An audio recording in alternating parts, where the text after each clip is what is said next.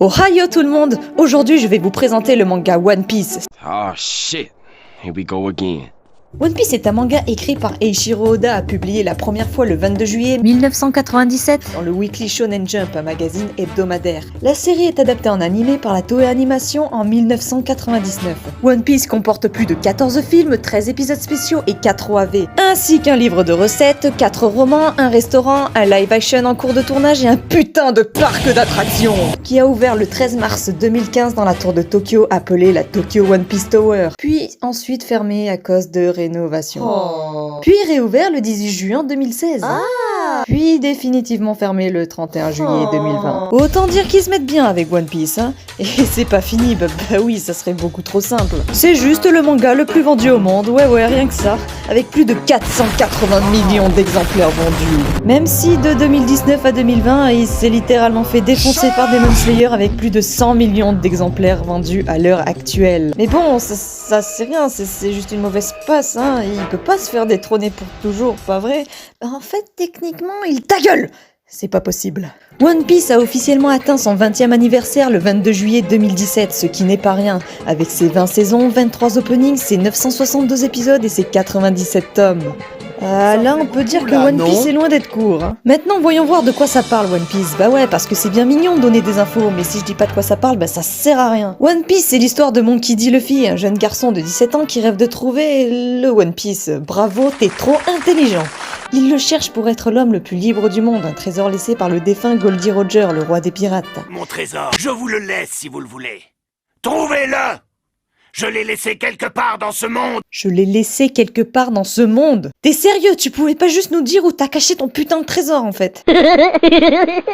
D'ailleurs, merci à ce mec qui a posé la question, hein, parce que sans lui, One Piece aurait duré un épisode. Bref, Luffy va donc former un équipage pirate composé à l'heure actuelle de 9 membres, tous plus chelous les uns que les autres, hein, je vous laisse juger. Un épéiste qui sait pas s'orienter, une navigatrice qui a des montgolfières en guise de saint, Pinocchio reconverti en tireur d'élite, un cuisinier qui fait de la capoeira, un reine médecin qui évolue tel un Pokémon, une archéologue trop stylée qui fait pousser des membres, c'est chelou, putain. Terminator le charpentier, Papyrus le musicien et une baleine qui fait du karaté. Rien de plus normal pour le bataillon D'exploration. Et là, vous vous dites peut-être, mais comment un gamin de 17 ans peut devenir roi des pirates? Bah c'est très simple, Luffy, c'est un homme élastique. C'est honteux. Ouais, dit comme ça, c'est un pouvoir de merde. Mais t'inquiète, en vrai, c'est stylé. Il est devenu comme ça après avoir mangé un fruit du démon. Et là, tu vas me dire, mais c'est quoi un fruit du démon? Appelons le professeur Shofi. Un fruit du démon est un fruit considéré comme légendaire venant de la mer. Sous l'océan. Il donne un pouvoir unique à la personne qui le mange, même s'ils ont un goût affreux. Mais en contrepartie, il reçoit la malédiction de l'océan et se retrouve dans l'incapacité de nager et va se mettre à couler comme une enclume et perdre l'intégralité de ses forces. Il en existe 3 types.